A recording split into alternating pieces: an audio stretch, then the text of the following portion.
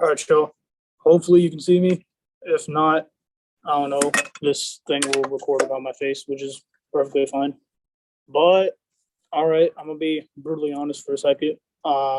In yesterday's session, I forgot to press the microphone button to screen record. So the video I had no audio on it. So yeah, I'm trying to fix that right now. And then we're just gonna react to this video. It's not a whole reaction video, but I'm just gonna play the video and then we can like talk about it as we go.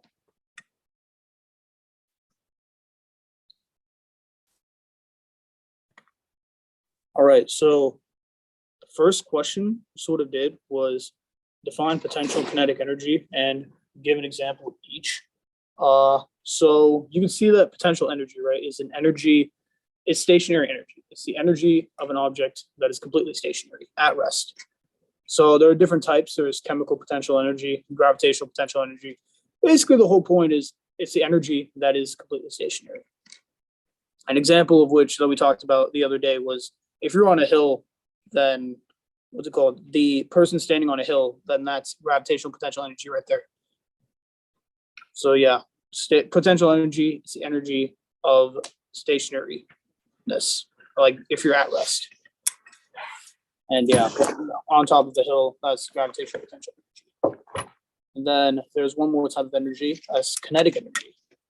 Kinetic energy is defined in layman's terms as the energy of motion. It's basically if you're moving, you have kinetic energy. So moving down the hill could be an example of kinetic energy. Some more examples could be like running, playing any type of sport, you have kinetic energy. And then as you learn later, there's a law of conservation of energy. So energy can't be created or destroyed. It can just be transferred from one form to the next. So all of your potential energy that you have can instantly be converted into kinetic energy. It's sort of they sort of exist together. So like potential, like you're on top of a hill, potential, then you go down kinetic potential, that sort of thing. So yeah, that was really what we did in the first question. So went over potential kinetic energy as it sort of sets the stage for what we're going to do later in the class. All right, second one. Is the following molecule experiencing intramolecular or intermolecular forces? Remember, right, intramolecular forces, intra means within. So like intramolecular force is within the molecule. So since we only have like one molecule right here and we're not shown another molecule, we would say that this molecule alone is experiencing intramolecular forces. The idea behind this, right, is that, what's it called? It's only experiencing intramolecular forces. The idea behind this is that intermolecular forces often occur between two or more molecules. So this molecule has the potential maybe to say have a hydrogen bond or like more London dispersion interactions between another molecule, but since we're only given one molecule in this case, we can safely say that this is, what's it called? This molecule is only experiencing intramolecular forces, specifically that of covalent bonding. As all the electrons are being shared, there's no ionic interactions taking place. So this molecule, the final answer would be that it's experiencing intramolecular covalent bonds. Yeah, and this is all intramolecular covalent bonding. And something also to note that will be important for later is that your intramolecular forces like covalent bonding, ionic bonding, they're always going to be stronger than your intermolecular forces, like your hydrogen bonding, London dispersion. So anytime you're asked to like rank the intermolecular forces and you see like, say for example, water and then sodium chloride will always have stronger intermolecular forces because it's an ionic compound. Ionic bonds are a lot stronger than hydrogen bonds. And then question 3, is this molecule experiencing intermolecular or intramolecular forces? The thing is with this one, it's the same sort of thought process. It would still, right, be experiencing intramolecular forces because of the polar covalent oxygen hydrogen bonds, but it would also be experiencing a hydrogen bond between the two different water molecules. So the oxygen from one water molecule, hydrogen bonds to the hydrogen of the other molecule. So this is an example of both an intramolecular force and an intermolecular force. So yeah, I'll just give you a minute to process that.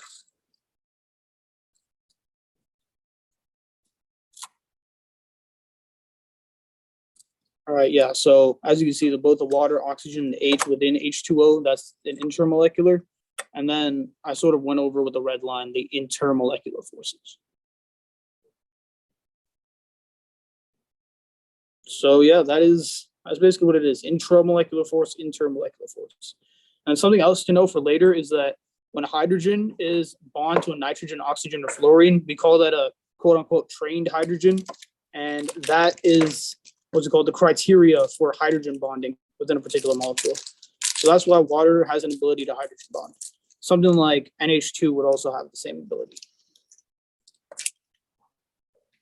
All right, let's go right here to this table. So I pretty much just took this straight from y'all's PowerPoint, chapter 12 PowerPoint that y'all have access to on Blackboard. But yeah, we'll sort of go through it. So attractive forces, right, for gases. Attractive forces, we expect them to be relatively small compared to the kinetic energy, because the whole idea is in gases, the particles are moving so fast that you won't have time for any attractions. Or ideally, you won't have time for any interactions. As you all went over in Gen Chem 1, that's one of the postulates for ideal gases. They have very minimal interactions, like intermolecular interactions don't even exist. But that's not true in the real world. So basically, the answer to the first blank is attractive forces are weaker relative to kinetic energy. I have it down somewhere. Yeah, attractive forces are weaker relative to kinetic energy. And then, oops, sorry, I messed up. And this will start again. Yeah, I'm like the most technologically inclined person, but sometimes even I have my moments.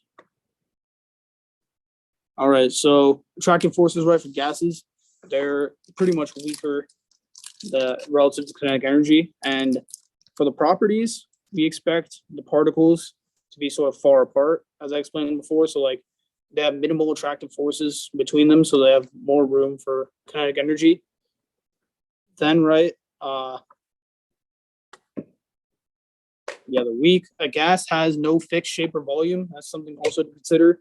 Like if I were to take, say, a water bottle and then trap all the gas in it, gas would take the shape of that water bottle for the time being, but it doesn't also have a fixed shape because gas is all around us and it has no particular shape in that regard. Like it could be a square, a circle, a triangle, there's nowhere to know.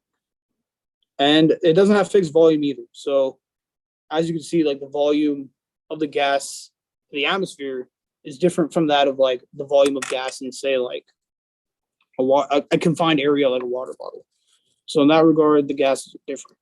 And then gases are pretty highly compressible. Like I can do this, and that is me just compressing a gas. They have the high compressibility. They also have a high ability to flow. Like you've seen that before in Gen Chem 1 with like the rate of diffusion problems and stuff like that. With a liquid, right, attractive forces are stronger because the particles have less kinetic energy. So they can be held more tightly together. And then for solids, right, the attractions dominate motion. So you don't see, say, that whiteboard over there moving around like a gas. It's just fixed and it's stationary in one place. Particles are stationary relative to each other.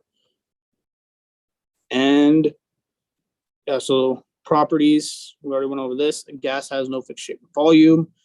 They're pretty far apart, and gases are pretty highly compressible. And they have a high ability to flow. Conversely, let's look at liquids. Liquids can flow or change shape, but because, right, say for example, I have a water bottle, I can pour the liquid out of the water bottle and it won't have the shape of the water bottle anymore. And they have a high ability to flow as well. And they can also conform to the shape of the container. Like if I put a water bottle in a container, that the shape is the water in the water bottle now has the shape of that container. But say, for example, I go to water in a lake. The water has the shape of that lake. And they have a fixed volume. Like the volume of a plastic water bottle is 500 milliliters. That's a fixed amount. Let's say, for example, if I were to pour some out, that's like, now the volume would be less than 500 milliliters. So that amount changes.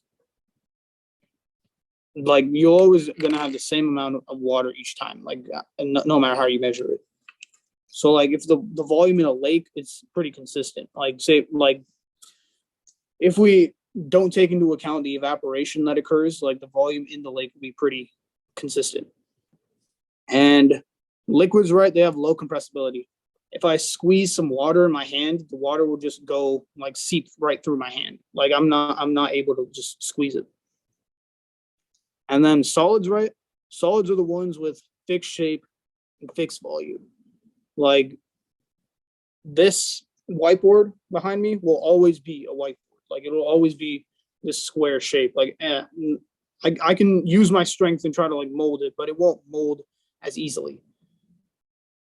And right, solids also have fixed volume. Like if you look at like a brass cube or something, it'll always have the same volume of however many cubic centimeters. Solids, right, they don't have any compressibility. Like assuming you're just using your hands and not some fancy gadget like a hydraulic press, they have no ability to just compress. Solids can't just compress on their own. And they have no ability to flow either. You don't see a whiteboard flowing like a liquid. Like you don't see a whiteboard sort of like seeping through like your water bottle. That's just compressibility there. Sorry for my handwriting. And they also have no ability to flow. All right, so now we've reached sort of the last question. Write down everything you know about the following diagram. So here, right, we have a heating curve. This is known as the heating curve of water. So if we go through this real quick.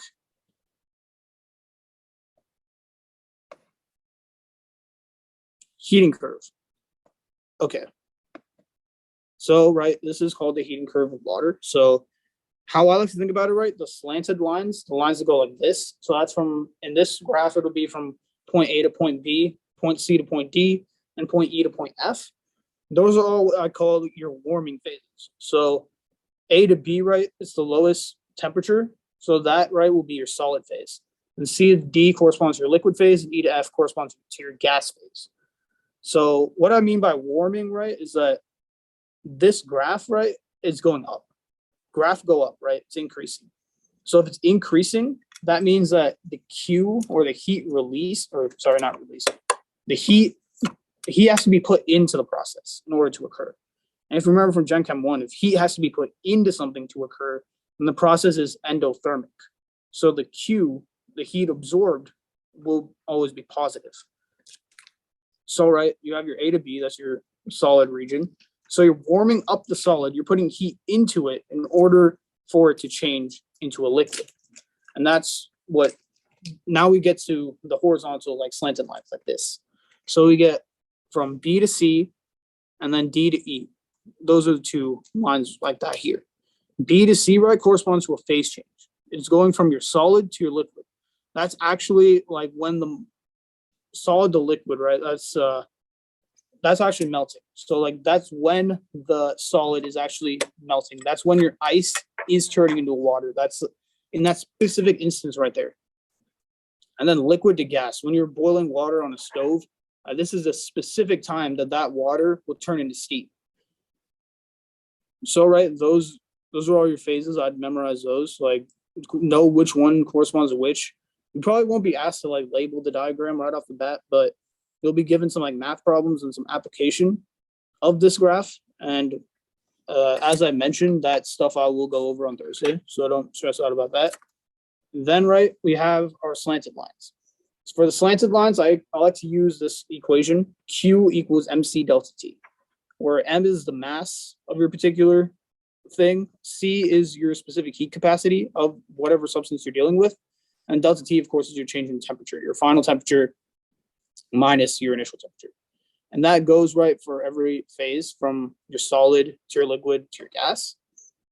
And then, right, we get to our phase changes. So here it's Q equals N delta H. So where N is the number of moles of the substance, and then delta H, right, corresponds to whatever the heat required to put in is in order for the substance to change from a particular phase, from a solid to a liquid or a liquid to a gas. If you're dealing with a solid to a liquid, you'll use the heat of fusion. And then if you're dealing with a liquid to a gas, you'll use the heat of vaporization. know which one you're dealing with and read the question carefully, because tends to mess a lot of people up. So solid to liquid fusion, liquid to gas vaporization. That's basically the gist on that.